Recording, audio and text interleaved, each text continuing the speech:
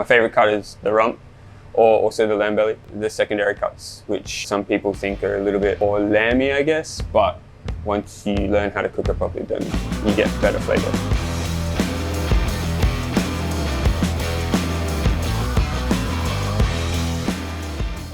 It's a bit more accessible than the lamb belly, which is also why I chose this. But you just want to grill it really nice and slowly. So I did mine on the char grill, but if you do it in a pan, you just want to have it on like a really low heat, just to render the fat.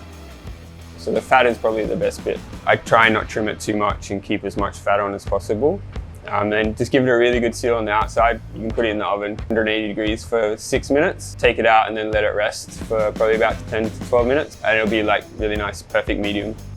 For me, I always eat my lamb medium. So it's a little bit more tender because sometimes people say that it's too tough, and that kind of gives you that tenderness. Lets all the fat melt back through the piece of meat.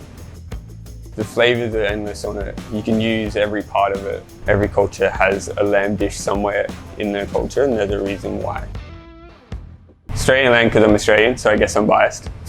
I just think as well we have a bigger variety of countryside, so we have a bit more of a variety of like different flavour of lamb, I guess. So you can go to Victoria, you can go to South Australia, you can go to Western Australia. It's always going to be a little bit different.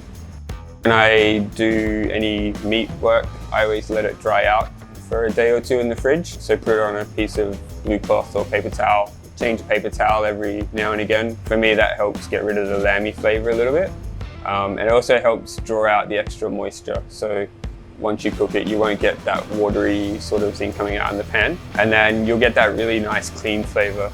I think if it's a lamby lamb, generally hasn't been dried enough.